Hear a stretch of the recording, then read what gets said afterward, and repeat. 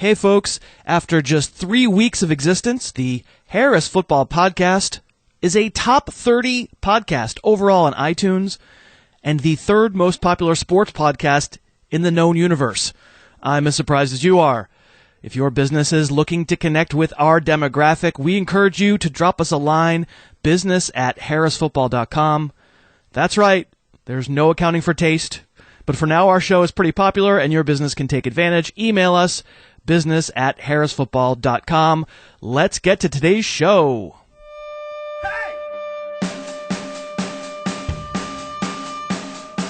It's the Harris Football Podcast with your host, Christopher Harris. Yeah, all right.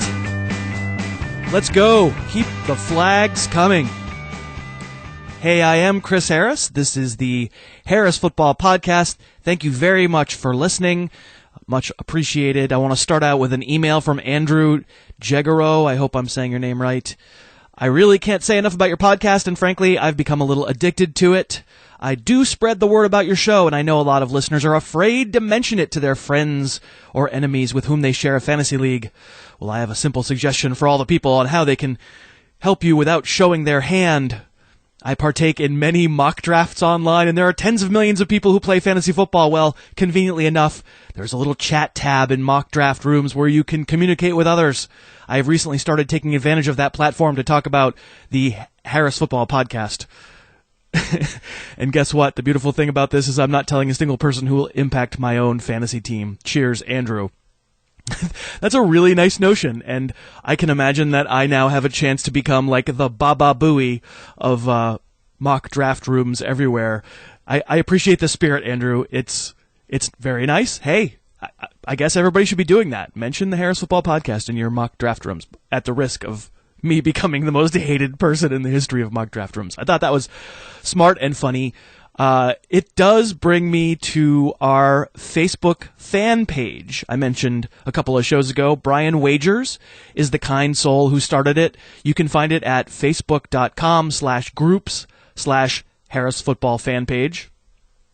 And anyway, I'm told that Brian is running a contest in there where you can win a Skype session with me in advance of your fantasy football draft. I've done Skype sessions as, for contest winners in the past, and it worked out really well. So this year we're going to do such contests through the fan page on Facebook, and Brian is the arbiter of said contest. Hopefully we'll have multiple winners. Join the fan page, check out Brian's contest, and you can Skype with me and get some advice about your fantasy team. I recommend not asking me life advice. More just keep it to your fantasy team. Even then, who knows? It might be shaky, but certainly you want to stay away from, what's a good rate for my mortgage? I don't have great insight on that. Today's kickoff. Yes, sir. Yes, ma'am. Today is part 2 of my flag players. Yesterday I counted down numbers 10 through 6. If you missed that show, I encourage you to download it, as today there will be some spoilers, and today I'll hit numbers 5 through 1. We'll have a cultural digression in which I finally talk about books for a minute. Of course, as per usual, we will have our mailbag, and to borrow a phrase from Mystery Science Theater 3000, we have a voicemail that is good old-fashioned nightmare fuel.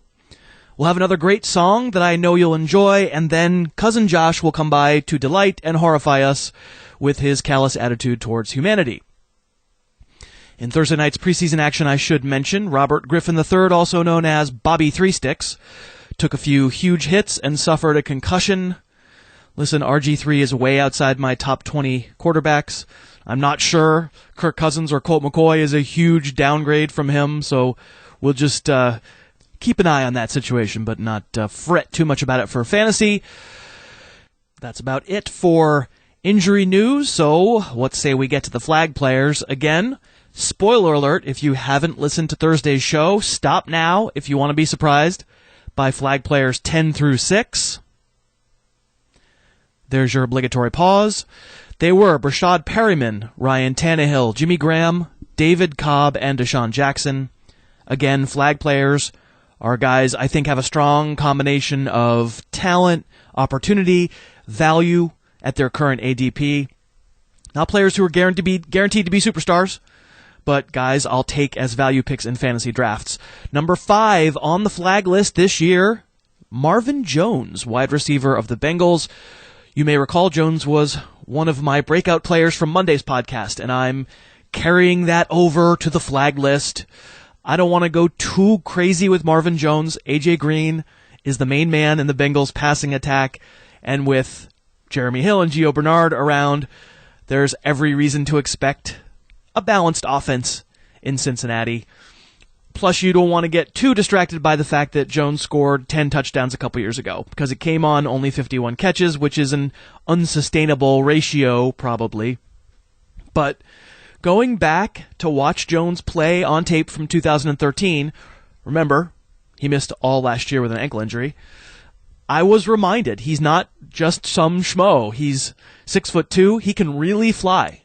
I said this earlier in the week, but he's a better deep threat than Green.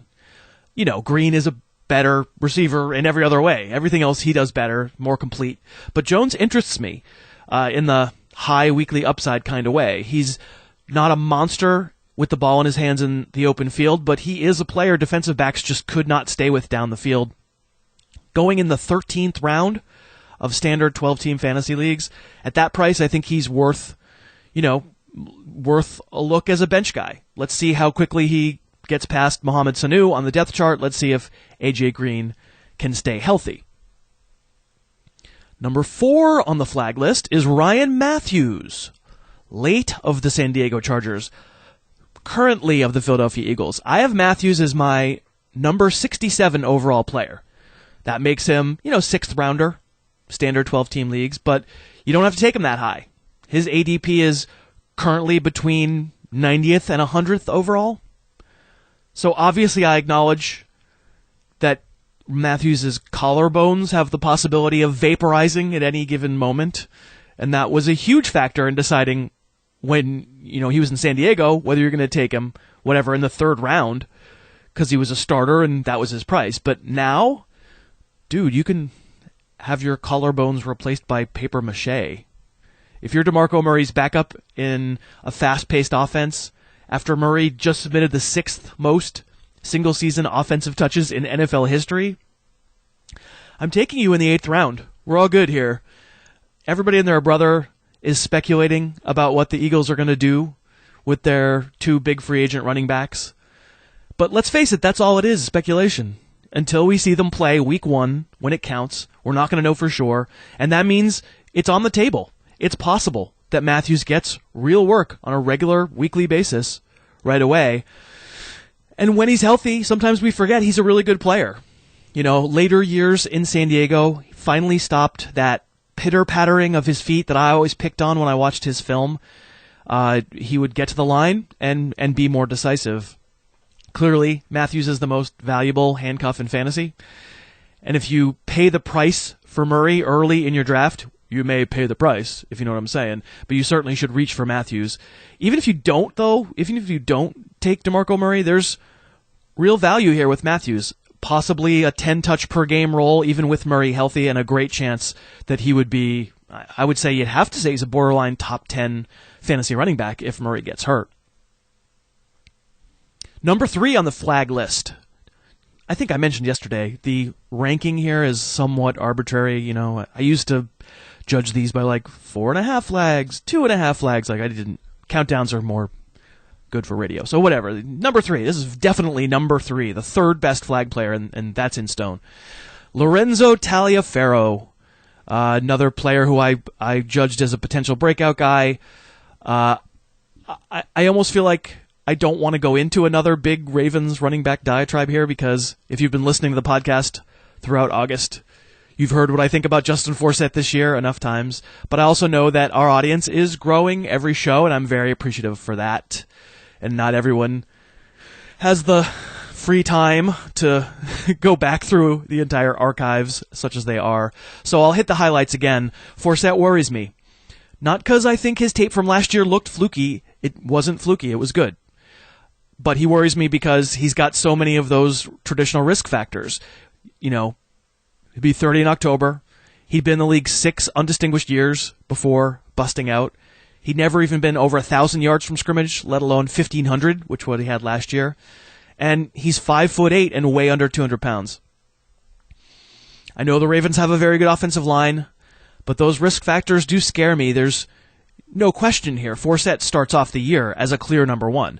I'm just worried we're going to see the man behind the curtain, whether it's an injury or he just comes back down to earth.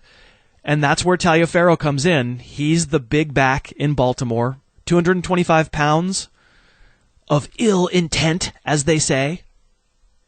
You know, he's straightforward bruiser. He has decent feet. You know, he fits that one-cut mold. He'll see a hole, and he'll hit it pretty hard. You know, I heard some folks say they didn't love his rookie tape. I thought before he got hurt, he was okay. You know, he's pretty good. I'd be lying if I said I thought he was great. You know, and the Ravens also have Buck Allen, a rookie, who could get involved. Taliaferro, though, is currently being drafted between 170 and 190 overall, which is to say right around Marvin Jones. Taliaferro, really good bet, I think, to see a lot of work at some point this year, and I'm stashing him in a bunch of leagues. Number 2. I think we need to get the Amber Robot to record numbers, right? So we can have, you know, little bumpers for... Anyway. Number 2 is Matt Forte. And I'm doing this not least because he's one of the players I'm getting the most questions about this summer. Yes, I certainly could have picked Joique Bell, and you probably expected me to pick Joique Bell, but there was a real risk of turning this into the Joique Bell football podcast. And besides, cousin Josh is going to talk about Amir Abdullah and the Lions backfield later in the show. So let's touch on Forte instead. I have him ranked as a top 6 back this year, and I don't have a hint of doubt about that ranking. I think, you know, of course I have doubt that he might not finish there, but I think that's the right ranking of him. From what everybody seems to be saying, though, and when I look at average draft position, most people are not ranking Forte that highly. And listen, I'm comfortable if you tell me that any of the top 6 running backs should go number 1 overall. They're all terrific players in really good situations, and they all have flaws. Le'Veon Bell, my number 1, but he's missing 2 games. Marshawn Lynch, 4 straight years of 280-plus carries. This is like the litany that I feel like I always have to go through. Adrian Peterson, 30, basically didn't play last year. Jamal Charles, way smaller workload than the other elite guys. Eddie Lacy, pass-first offense with Aaron Rodgers. I'm not trying to tell you Forte is better than those other guys, but the warts that are apparently freaking everyone out about Forte, are they really more serious warts than the running backs I just mentioned? He turns 30 in December. He has high workloads in his career. He lost the play caller who threw it to him 123 times last year. His offensive line regressed in 2014, but is his line appreciably worse than Adrian Peterson's or Jamal Charles's? Aren't Peterson and Lynch basically the same age? Aren't Lynch and Charles and Peterson all subject to the same concerns about big workloads in their career? Here's what I know about Forte. He's gone over 1,800 combined yards in back-to-back years. His worst season in 7 career years, he had 1,400 yards from scrimmage. He's missed a combined 5 games in 7 years. He's in a contract season, if you believe in things like that. Most importantly, on tape, he's really, really good. In fact, he is the Bears' best player. And I think that John Fox, who likes to run, in general, knows that. Again, I'm not telling you I know for sure that Forte is better than the other running backs I just mentioned, but I do think he's in the exact same category of risk-reward, and as such, I think he should be a top 6 pick, and that's not where he's going right now. And finally, the number 1 flag player this year, whatever number 1 means to you, is John Brown, the receiver in Arizona. I guess I am all aboard with him. Also a breakout player, a very small guy at 5'10", 185 pounds. He's never, at that size, going to have a future as a pure number 1 fantasy receiver. He's just not going to be the all-around, major volume, major red zone threat kind of guy, but he's so fast.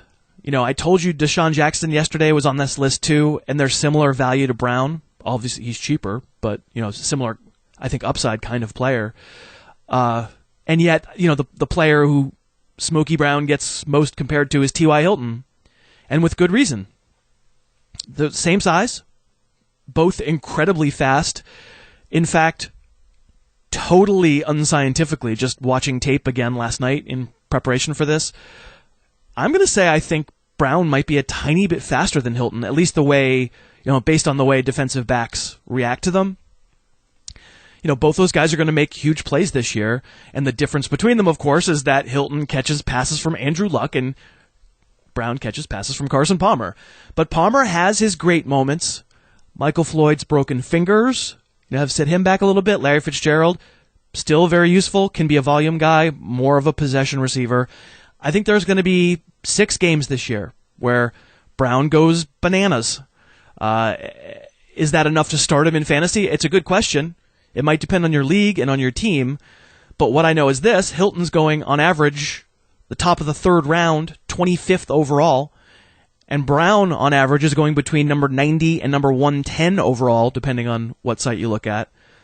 So I don't need Brown to instantly be a fantasy starter. I'll take him and stash him, and if his production in his second year winds up being as erratic as his rookie production, it's cool. I wasn't relying on him in a huge way, and I can go find someone else, but, there's upside for him to be, a borderline startable player and maybe even more than that.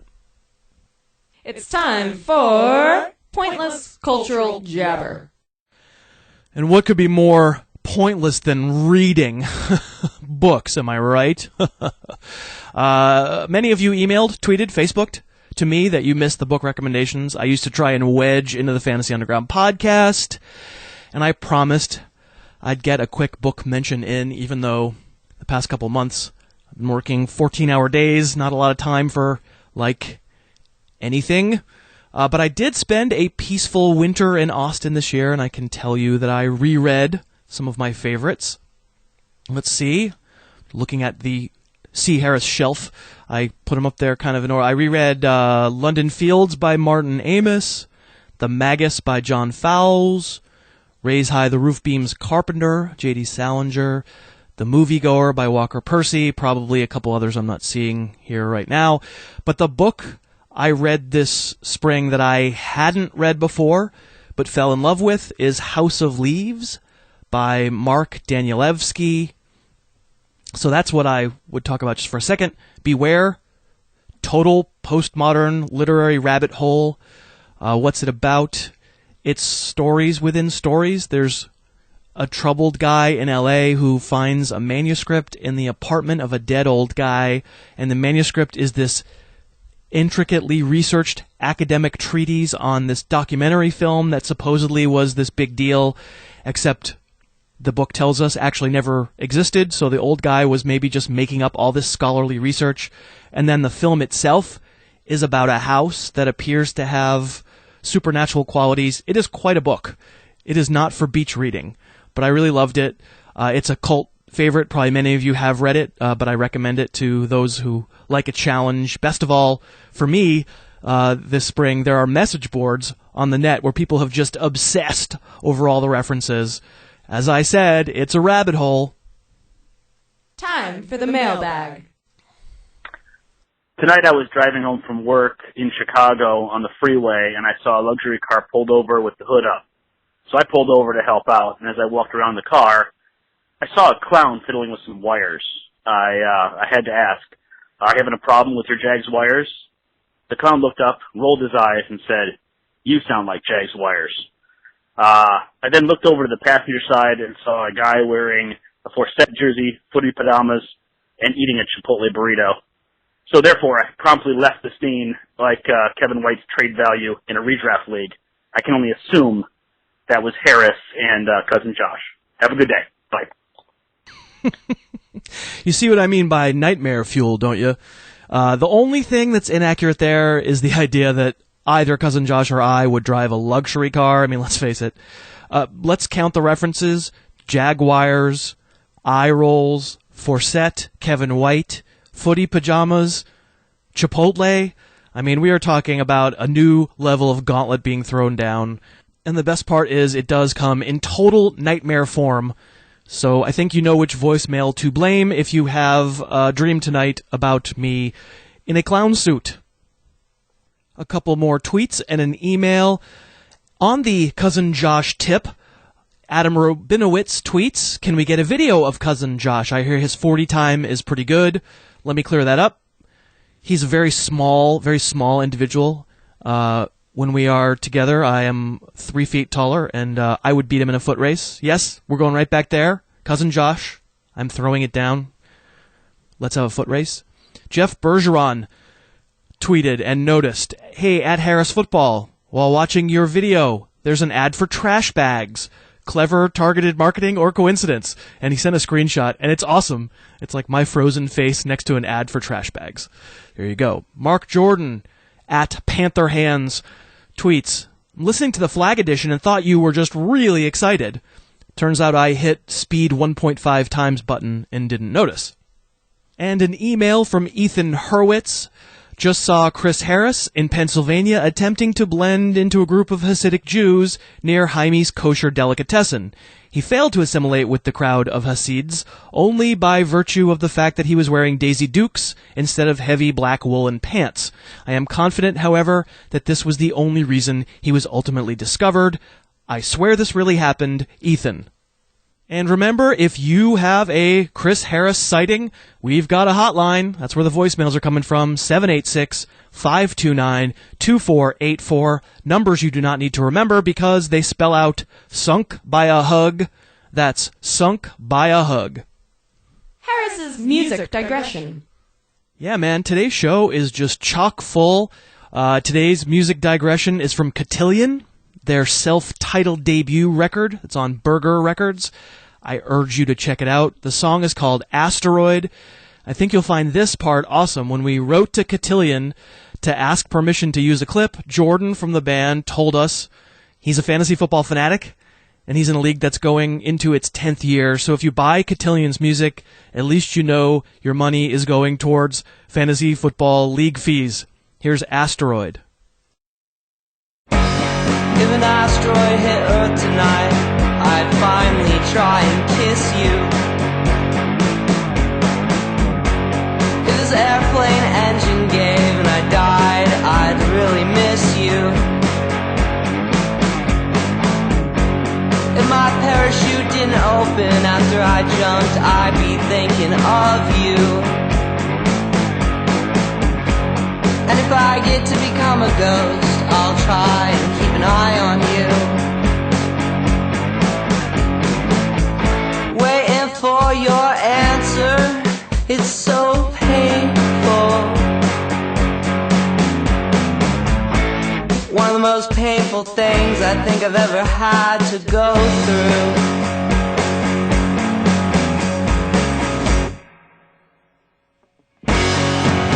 I can't believe today is already Monday.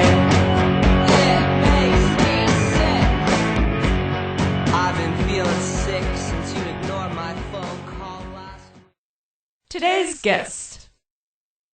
Oh boy, and today's guest is Cousin Josh, and I'm always scared to have Cousin Josh on after we've gotten to the end of a big list because Cousin Josh is mean and ornery, never a trash bag, but I'm worried about taking some abuse. Am I going to catch some hell from you there, Cousin Josh? Not too much hell. You'll probably get some towards the end of the show, but I think early on, I'm not calling out too many of your flag players as trash bags. So we'll see. Yeah, I believe you are now officially following at What a Trash Bag, correct? Definitely, and I think everyone should be following at What a Trash Bag, just exactly the way you'd expect it to be spelled. So definitely get in on that. That's the first Cousin Josh-themed Twitter account ever in the history of anything, right? Yeah, ever. I mean, I don't really have too many people who are going out on a limb for me, but I appreciate that What a Trash Bag is all in on me. All in on Cousin Josh. All right, so you're telling me you're not going to harsh all over my 10 flag players, which is nice. So unlike last week's humiliating episode in which Brandon Cooks became the butt of your jokes. So instead, we thought you would come up with your own list, but it's a little more Cousin Josh flavored. You know, whereas I'm filled with boundless optimism and just such a positive person. I think you'd agree with that, right? I mean, unbelievably. You read my fiction, and it's like fills you with joy.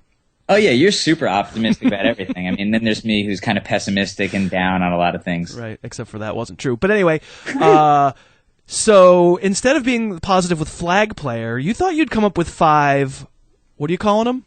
I'm calling them frag players, F-R-A-G, as Frag in players. These guys are landmines. They will blow your team up. I wanted to go with trash players, but I just feel like frag was just a little bit better. Because it's right in there with flag. So It's so good. So dude. this is the frag players, Cousin Josh's frag players, presented, obviously the title sponsor is Chipotle. Of course. Yeah, and so the check is clearly in the mail from Chipotle. And so what constitutes for you a frag player? So basically, this is the type of player that you're going to draft. You have high expectations for. ADP is a little bit inflated, but you're taking him anyway, and this guy actually is going to end up submarining your team based on where you're drafting him. All right, so it's like the opposite of value. Exactly. This is just terrible value. Do not touch these players.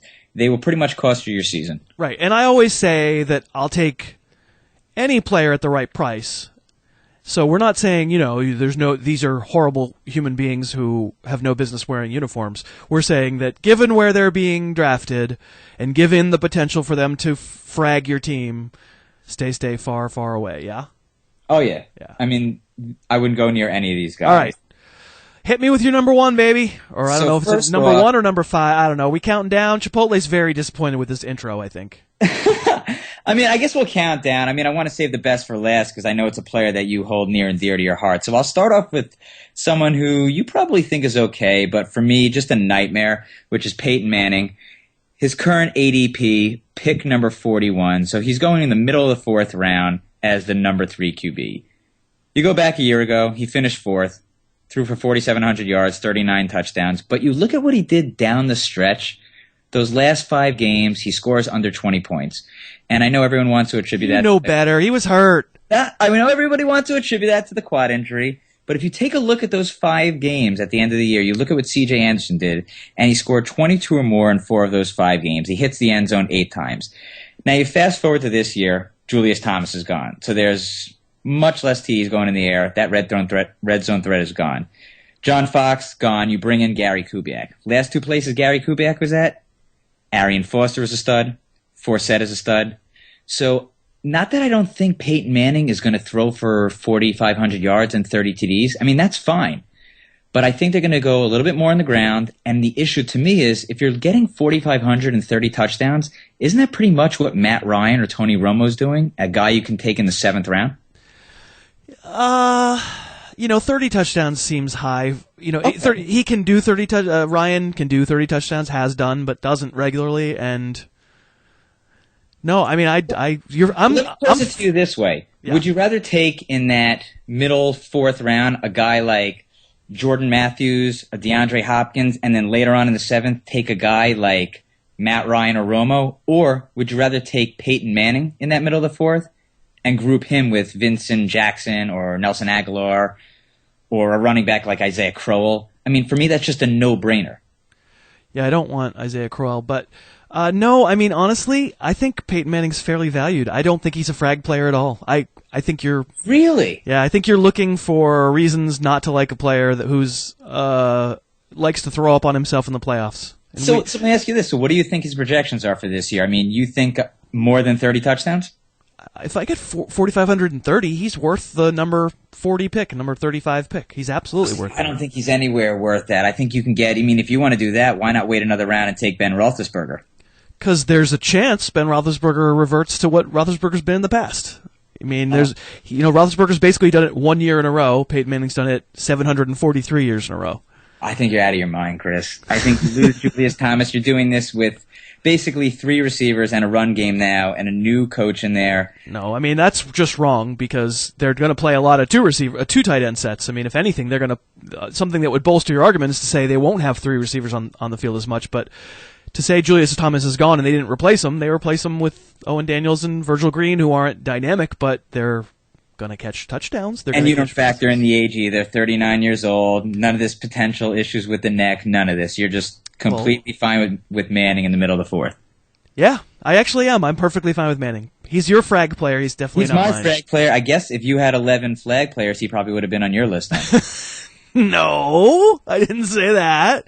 That's the Cousin Josh I know, though, the agent provocateur. So let me ask you this. You wouldn't actually have Peyton Manning as a member of Trash Bag Central. He is definitely not a member. I mean, believe me, we get to the NFL playoffs. Oh, I know you hate him. He basically wears a trash bag out on the field. He doesn't even bother with the uniform. He just wears the trash bag because he knows. How many one-and-dones does he have in his career in the playoffs? Like 11? I lost count. I think it's something like 11, and many of them, home against the Steelers, home against the, the Chargers, whatever. But yeah, garbage in the playoffs. But no, I think he's good for fantasy. All right, we disagree on that. Let me give you another guy. Next up on frag players, I got Alfred Blue. So he's going ADP, pick number 70. The way I look at this is, anyone who drafts Alfred Blue at that spot has a disease that I like to call SRBS, also referred to as SERBS, also referred to as starting running back syndrome. SERBS. These are the exact same owners to me who, when the Packers lose a running back, go out and spend $90 of their fab money on Sam Congatto or Brandon Jackson and expect to get the same exact stats that they got from the previous starting running back on the Packers. Right. And I think if you're going to do that, you're going to be really, really sad this year. If you're picking Alfred Blue in that pick 70 in that, middle of the sixth round and expecting 80% of what Arian Foster did, you're going to be really wrong. I think they have Chris Polk there. He's going to get some usage. We haven't even seen a ton of Alfred Blue, and I know people want to go back to that game last year where he carried the ball for 30 times for 150 yards and think that they're going to get that every other game. For me, you look at that ADP, 5 picks later, you can get Giovanni Bernard, who I know is a partial back, but at least I know what I'm getting there. I can take Allen Robinson if I want a receiver or some other guys, but for me, more importantly, if you're looking for a guy who's going to start 6-7 games or until Foster potentially comes back, Trey Mason is going 12 picks later at pick 82. And he's a much better player. He's a much better player. He's in a similar situation where he's replacing or starting, I guess, in the meantime for an injured fantasy star, potential injured fantasy star. Wouldn't you want to take Mason, who you actually saw what he did last year for an extended period of time? Yes, not close. I'm with you on Alfred Blue. He's going too high. He's not going to be on any of my teams. I would take Arian Foster before I'd take Alfred Blue. I don't think he's particularly talented. He's a big guy. He's always looked the part. He's never really run like the part. There's a legitimate chance since the experience last year that they do want him to get the first bite at the apple, but I have no belief at all that he'll keep that job necessarily. He'll have one or two. He could have a couple of bad games. You have to bake that risk into the rating. I think you're right. He's a frag player for me too. And I think more importantly, now we have to get an @SRBS Twitter account going. That's right. Where's our second Cousin Josh novelty account? Anybody can make the first Cousin Josh Twitter novelty account, but who, I forgot the initials already. SRBS. SRBS, starting running back syndrome. All right, I think the gauntlet has been cast down. Yeah. Who's the third frag player for Cousin Josh? Third frag player is a guy that I know you'll love in terms of hating, which is Victor Cruz. I love him in terms of hating him. I know how much you hate this guy, and I'm all aboard the hate train with this. I don't hate him personally. I'm sitting in Amherst, Mass. You know that, right? I'm sitting where he went to college. But I've said it before, I'll say it again. Every Giants fan knows how cursed they are with injuries. And that patellar tendon injury was a nasty one. I think if you're drafting him at pick 69 and expecting that speedy Victor Cruz we saw a few years ago to be the 2015 version, again, you're going to be super sad. People forget he had that 1,500-yard season in 2011, exploded, looked fantastic, catching bombs all over the field. He followed that up the next year, played a full season of 16 games, and had 1,092 yards. And that was fully healthy. Then in 2013, he plays 14 games, 998 yards. He gets KO'd the following year. So he's quoting himself back on full strength. So what are you expecting at full strength? I think we've already seen at 100% pre-injury, he's probably about a 1,050 to 1,100 yard guy. But, I mean, Well, what are you expecting from him? When you pick, it's just... That's with no Odell Beckham, too. I was about to say. And now you have Odell Beckham, which is what, the souped-up version of him? Just very different players, though. I mean, sure. Athletic ability-wise, it's probably not close. So, I think I'm even going to go one step further, which is why I don't have Cruz anywhere near my top 100. I wouldn't go near him at this ADP. It's crazy that people are taking him in the, what is that, the 7th round? I mean, that's crazy. Yep. So, I just doubt that anything we've heard about him is true. I just, you cannot believe things that people say coming out of training camp. Just close your ears. It's all coach speak. It's all camp speak. It's a tough injury to come back from, and maybe he's an exception. The last time a wide receiver was able to come back from a torn patellar tendon and be great, from what I can do, research-wise, is Robert Brooks in the late 90s for the Packers. He was comeback player of the year, but, David Boston and Mark Clayton and, I think Austin Collie, right, eventually, that was what got him. They were never the same, and my guess is he's never the same. My guess is this is a bunch of blah blah blah, and we're gonna get to week 2, and he's gonna be surprised that he doesn't have the explosion that he used to have, and can't figure it out. I mean, he's going round 6, pick 8, and the receivers that are going right after him: Allen Robinson, Vincent Jackson, Charles Johnson, Fitzgerald, Roddy. How about this? 18 picks later, you can get John Brown. Right, who's my picks. My number 1 flag player we got to earlier in the show. Yeah, I mean that's a great point, because there probably isn't any upside with Cruz anyway. The upside's all with Beckham. So, do you think I'm crazy to think that Ruben Randall, who's going the 16th round, 10 rounds later, could outperform him? No, I think I have him rated high. I'm almost positive I have Ruben Randall rated higher. Yeah, and I have him a few picks ahead of him as well. I mean, in terms of my rating, it's just I think that's nuts. Yeah. All right, so we're agreeing on players. Let's get to your 4th frag player, and I know I'm going to agree on him too. 4th frag player is Amir Abdullah. Yeah, we're all in simpatico here. It was more fun when we were disagreeing. Chipotle is very upset. Yeah.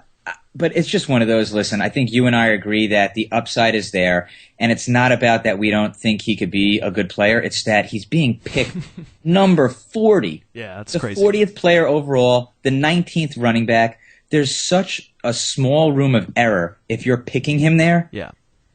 It's just, and again, he potentially has last year's number 14 back on his team. Right. I mean, your point before we were having a little back and forth about him. Your point was, well, couldn't Abdullah still do the stat line that typically comes along with the number 19 running back? Yes. And the point is, of course he can, but so can 40 other running backs in the NFL, and they don't have Joique Bell in the backfield if Bell is healthy. And that's the exact thing. Is, I mean, last year the 19 running back was 950 yards and 7 touchdowns, and right. It's not crazy. Which he could do, but so could Chris Ivory, right? So could Doug Martin. They could. Yeah, and those guys are going 3 rounds later. I think Ryan Matthews could do that. Sure. And going in the 8th round. And he's a flag guy too, yep. Exactly, and it's not so much, again, that I don't value Amir Abdullah. He looks really good in the preseason. Again, it's preseason. We don't know exactly what's going on with Joique Bell, but to be picking him, one of the first few picks in that 4th round, I mean, he's going 1 pick right after Jordan Matthews. I'd feel so much more comfortable taking Jordan Matthews in that spot. Yeah. And multiple picks later, taking a guy even like Andre Ellington, I'd rather probably have at this point. Right, and what we should mention, for whatever it's worth, last night, Amir Abdullah was seen returning punts. And that was on the table early in training camp. People were talking about him as a special teams player, and he's awesome at it. Now, was that anything? We don't know. We're not going to know until week 1, but I think it's on the table, and if it's on the table, that's not good for his fantasy stock either. Totally agree. Yeah. All right, so we're down to the last one, and finally we're going to get some disagreement. So who's your last frag player? Captain of the frag players. Wow, number 1. A.K.A. Foreman of Trash Bag Central. Carlos Hyde. Yeah. And I know you and I have disagreed on this before. I have a little bit of allegiance to the 49ers, but I mean, this guy, I just think everything is wrong here. First off, I'll start with his ADP. He's going number 42. He's going ahead of Andre Ellington. He's going ahead of Jonathan Stewart. He's going ahead of multiple receivers. I would rather have Andre Johnson, Amari Cooper. I'd rather take a shot on Martavis Bryant 5 picks later. You take a look at that team. That team, I think, is going to be the worst in football. They got 6 games against the Rams, the Seahawks, the Cards. For me, they're a sure bet to lose at least 4 of those badly. They bring in Reggie Bush. They got new coaches there. They've lost multiple offensive linemen. We know he's not playing third down. So to me, you got a 2-down back on one of the worst offensive teams in the league. Poor offensive line. I mean, they're going to spread the field with what? Anquan Bolden and Torrey Smith and Vernon Davis. For me, I just think everything looks bad there. In fact, I got 4 words for you. You ready? Kevin Barlow II. This reminds me of. Why not say Lamont Jordan? Lamont Jordan had some good seasons, though, in Oakland. I mean, he was a useful player there. But, I mean, this to me is a guy who, the 49ers might have for 2 years or so. They get everything together. He's off the team, out of the football in 4 years. I mean, I think this guy does Dude, I'm literally planting a flag or a frag on this guy so hard, I think he's finished before his NFL career starts. You're right about Carlos Hyde's average draft position being wrong. It's too low. I have him higher than as his ADP. I believe in the player. Well, I just think you and I always fundamentally disagree before the season starts. Every summer we have these conversations. Way before I had a podcast and you were a regular guest on it. We just disagree on whether you can interpret who the good teams are and who the bad teams are. The Niners don't look good, but I don't know that they're the worst team in the NFL, nor can I point to a single year in NFL history where a bad team didn't have a good fantasy running back. I think Carlos Hyde's a very, very good player. His tape impressed me a lot last year. For the size that he is, he should not have the feet that he has. I feel like I think Jonathan Stewart is a really great comp for him. I think they're very similar players, but with Hyde, you're getting, you're not getting the injury concerns that you get with Stewart. I don't know. We just disagree. You would feel about situations. In the middle of the 4th round. Yes. You're on the clock. You got 3 solid players, and he's sitting there with guys like Andre Ellington and Stewart, even Andre Johnson, and you would just have no problem 2nd pick Carlos Hyde. Well, Stewart, I think I do have higher. Okay. I'm not looking right in front. Yeah, Stewart, Gordon, Hyde are my but over Frank Gore, yep, over Joique Bell, obviously America agrees with me there, over Lamar Miller, over Latavius Murray, over your boy Justin Forsett, over Ellington, yes. And it's because I don't put as much stock into situations as you do. I just don't think that I can intuit year to year how bad or good a situation is. I want the good player. I fully agree with you that given that Reggie Bush and Kendall Hunter are both, potentially factors with the 49ers, third downs may be a problem for him. And that is a little bit worrisome, but for me, that's what dings him down to where I have him. I'm going to buy the talent, even knowing that, yes, of course, do I wish he was on the Packers? Do I wish he was on the Broncos? Yeah. He would be higher rated if he was. But I'm going to say that the team, before the season starts, isn't a reason to fall totally out of love with a guy. Certainly not to say that his career is over before it starts. Do you see the Kevin Barlow comparison, 6'1", 234? Do you see it at all? The thing is, well, I have to admit, I haven't watched a lot of tape on Kevin Barlow. Sure. So size-wise, maybe there's a comparison. I don't really remember Kevin Barlow's tape. It's been like 7 years. It's just that's all I can think about is when they got him and I drafted Kevin Barlow in like the 4th or 5th round. And maybe I'm hung up on that still, but... Well, Stewart is the tape that honestly, Stewart's is the tape that I think of most. And here's what Jonathan Stewart does. Jonathan Stewart's never going to be a player who looks like Amir Abdullah, who, can like cut and then cut and then cut again all in one run, right? And suddenly everyone in the defense is flopping to the ground, which is that's the little back's specialty. But what Jonathan Stewart can do is, with good vision, he makes that one cut hard and he accelerates like a you-know-what, and then runs over guys. And I see some similar ability with Carlos Hyde. Really good feet for his size. So we're agreeing to disagree. I can't say you're wrong about the situation. I just am not as convinced as you are. I mean, listen, we'll revisit this in 5 or 6 weeks when he's not starting. And, you could apologize to any of the fans that draft him, and maybe I'll say I told you so. But all right, so completely backwards. So basically... the Twitter account @whatatrashbag needs to do some kind of Carlos Hyde themed weekend probably on his or her Twitter account, yes? I think it's already time for a memorial for him. You are mean. But funny, and that's why we love you. Thank you for doing this, Cousin Josh. And No problem, if man. people want to follow you on Twitter, which they should be, because you're going to tweet more as the season gets going. You're just definitely. you're kind of just you're feeling your way, right? You're feeling your way through. Yeah. And they can find you at Detective Fish, FISCH. At Detective Fish. And you promise to be as mean as possible on Twitter, not to the people who follow you, but to the players that you don't like. Oh yeah, just Carlos Hyde, pretty much. All right, buddy. Thanks for doing it. All right, man. No problem.